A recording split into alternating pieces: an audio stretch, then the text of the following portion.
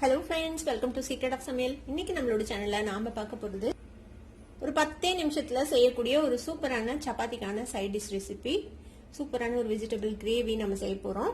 இதுல நான் போட்டுக்கிற காய்கறியை தான் போட்டு செய்யணும்னு அவசியம் இல்லை. உங்க வீட்ல என்ன காய்கறி இருக்குதோ அதை போட்டு நீங்க இதே மாதிரி மெத்தட்ல நீங்க வந்துட்டு கிரேவி செய்யலாம். செம்ம டேஸ்டியாவே இருக்கும். இந்த கிரேவி எப்படி செய்யணும் அப்படின்னு பாக்கிறதுக்கு முன்னாடி நீங்க என்னோட சேனலுக்கு இப்போ தான் முதல் முறையா வரீங்கன்னா இந்த வீடியோ கீழே இருக்கிற சப்ஸ்கிரைப் பட்டனை மறக்காம பிரஸ் பண்ணிக்கோங்க. பக்கத்துல இருக்கிற நோட்டிபிகேஷன் பெல்லையும் மறக்காம கிளிக் பண்ணிக்கோங்க. அப்பதான் என்னோட ஃபியூச்சர் நோட்டிபிகேஷன்ஸ் உங்களுக்கு உடனே வந்து சேரும். ஒரு குக்கர் அடுப்புல வச்சிருக்கேன். இன்னைக்கு நம்ம குக்கர்ல தான் இந்த கிரேவி செய்ய போறோம். கொஞ்சமா எண்ணெய் விட்டுக்கலாம். ஒரு டேபிள் ஸ்பூன் அளவுக்கு எண்ணெய். இப்போ எண்ணெய் சூடாயிடுச்சுன்னு ஒரு வெங்காயத்தை இந்த மாதிரி நல்லா ஃபைனா சாப் பண்ணி வச்சிருக்கிறேன். சேர்த்துக்கலாம். வெங்காயம் கொஞ்சம் பொன்னிறம் வர வரைக்கும் நம்ம வதக்கிக்கலாம். இப்போ வெங்காயம் வந்துட்டு நல்லா பொன்னிறம் ஆயிடுச்சு. இதுல ஒரு டீஸ்பூன் அளவுக்கு இஞ்சி பூண்டு விழுது சேர்த்துக்கலாம். இதோட நல்லா வதக்கி விட்டுருங்க. இப்போ இஞ்சி பூண்டு விழுதும் நல்லா வதங்கிடுச்சு. ஒரு நிமிஷம் பார்த்தோம்னா ஒரு 2 தக்காளியை நான் இந்த மாதிரி அரைச்சு வச்சிருக்கேன். அதை வந்து இதுல சேர்த்துக்கலாம். கொஞ்சமா அந்த மிக்ஸி ஜார்லயே தண்ணி விட்டு அதையும் சேர்த்துக்கலாம். ஒரு 1/4 கப் தண்ணி. இப்போ இந்த தக்காளி கூடவே மசாலா பொடியெல்லாம் சேர்த்துக்கலாம். கொஞ்சமா ஒரு 1/4 டீஸ்பூன் மஞ்சள் தூள், 1 ஸ்பூன் மல்லித்தூள், 1/2 டீஸ்பூன் கரம் மசாலா பொடி, 1/2 டீஸ்பூன் அளவுக்கு சீரகத்தூள், மிளகாய் தூள் ஒரு டீஸ்பூன் சேர்த்துக்கலாம். இது எல்லாத்தையும் நல்லா மிக்ஸ் பண்ணி விட்டுருங்க. இந்த தக்காளி விழுது கூட இந்த தக்காளி வந்து நம்ம பச்சையா அரைச்சிருக்கிறோம். அதனால இது பச்சை வாசனை போகணும். நல்லா கொஞ்சம் எண்ணெய் பிரியட்டும், அது வரைக்கும் வதக்கிக்கலாம். இப்போ இந்த மசாலா ஒரு 2 நிமிஷம் வதங்கி இருக்குது. இப்போ என்ன செய்யலாம்னா இந்த மசாலாவை கொஞ்சம் ஓரமா தள்ளிக்கோங்க. நடுவுல இன்னும் கொஞ்சம் எண்ணெய் விட்டுக்கலாம். ஒரு டீஸ்பூன் அளவுக்கு எண்ணெய். இந்த எண்ணெயில ஒரு டீஸ்பூன் அளவுக்கு கடலை மாவு எடுத்து வச்சிருக்கேன். அந்த 1 டீஸ்பூன் கடலை மாவு இதுல சேர்த்திடுங்க.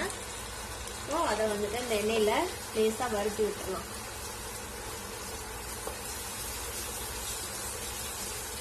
வறுத்துட்டு இந்த மசாலாவோட இதை வந்துட்டு மிக்ஸ் பண்ணிடுங்க. இந்த கடலை மாவையும் எல்லாம் சேர்ந்து எண்ணெய் பிரியணும். அது வரைக்கும் நம்ம இதை வந்துட்டு வதக்கிக்க போறோம். கடலை மாவு சேர்த்துறதுனால கிரேவிக்கு வந்துட்டு ஒரு க்ரீமினஸ் கிடைக்கும். கிட்டத்தட்ட ஒரு முந்திரி பருப்பு அரைச்சு சேர்த்துன மாதிரி ஒரு டெக்ஸ்சர் கிடைக்கும். ஒரு 4 நிமிஷம் பக்கமா இது வந்துட்டு லோ ஃபிளேம்ல வச்சு வதக்கிட்டுறோம். பாத்தீங்கன்னா தெரியும் நல்லா எண்ணெய் பிரிஞ்சிருச்சு. இங்க பாருங்க கிரேவி நல்ல ஒரு மாதிரி சேர்ந்து வந்திருக்கு. இந்த ஸ்டேஜ்ல நம்ம கொஞ்சமா தண்ணி விட்டுக்கலாம். ஒரு 1/4 கப் தண்ணி. இப்ப இதுல நம்ம காய்கறி எல்லாம் சேர்த்திக்கலாம். இன்னைக்கு நான் என்னென்ன எடுத்திருக்கிறேன்னா கொஞ்சமா உருளைக்கிழங்கு, ஒரு பெரிய உருளைக்கிழங்கு இந்த மாதிரி நீல வாட்டில வெட்டி வச்சிருக்கேன் தோல் சீவிட்டு. அதே மாதிரி கொஞ்சமா காலிஃபிளவர், கொஞ்சமா கேரட், அப்புறம் கொஞ்சம் பீன்ஸ் எடுத்து வச்சிருக்கேன். நீங்க உங்களுக்கு என்ன வெஜிடபிள் பிடிக்குமோ அது வந்து சேர்த்து செய்யலாம். அந்த கிரேவி இந்த காய்கறி எல்லாத்தையும் இதுல சேர்த்திக்கலாம்.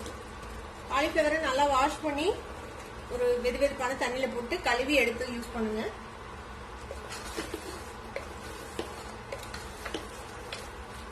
இப்ப இதுல நம்ம கொஞ்சமா ஃப்ரெஷ் கிரீம் சேர்த்திக்க போறோம். நான் இன்னைக்கு அமுல் ஃப்ரெஷ் கிரீம் சேர்த்துறேன். ஃப்ரெஷ் கிரீம் உங்ககிட்ட இல்லைன்னா நார்மல் பால் இருக்குல்ல, பச்சை பால், அதையே வந்துட்டு இங்க கொஞ்சமா சேர்த்திக்கலாம்.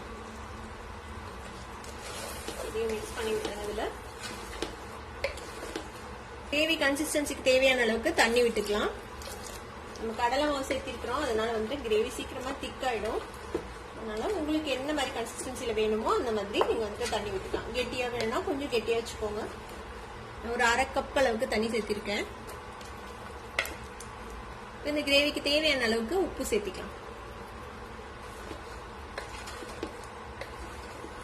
இப்ப இதை மூடி போட்டு நம்ம ஒரு மீடியம் ஃபிளேம்ல வச்சு 2 விசில் விட்டா ஆஃப் பண்ண போறோம். அவ்வளவுதான் நம்மளோட கிரேவி ரெடி ஆயிடும். இப்போ 2 விசில் விட்டு நம்ம குக்கர் ஆஃப் பண்ணியாச்சு. பிரஷரும் ஓரளவுக்கு இறங்கிடுச்சு. ஓபன் பண்ணி பார்க்கலாம். நம்ம பாருங்க நல்லா எண்ணெய் பிரிஞ்சு சூப்பரா நம்மளோட கிரேவி வந்துட்டு ரெடி ஆயிடுச்சு. இதுக்கு மேல நம்ம வந்துட்டு கொத்தமல்லி தழை போட்டுக்கலாம். நல்லா மிக்ஸ் பண்ணி விட்டு இறக்கிட்டோம்னா அவ்வளவுதான். நம்மளோட நல்லா மிக்ஸ் பண்ணி விட்டாச்சு. அவ்வளவுதான் நம்மளோட சிம்பிளான ஒரு சூப்பரான கிரேவி ரெடி ஆயிடுச்சு. சப்பாத்திக்கு தொட்டு சாப்பிட்றதுக்கு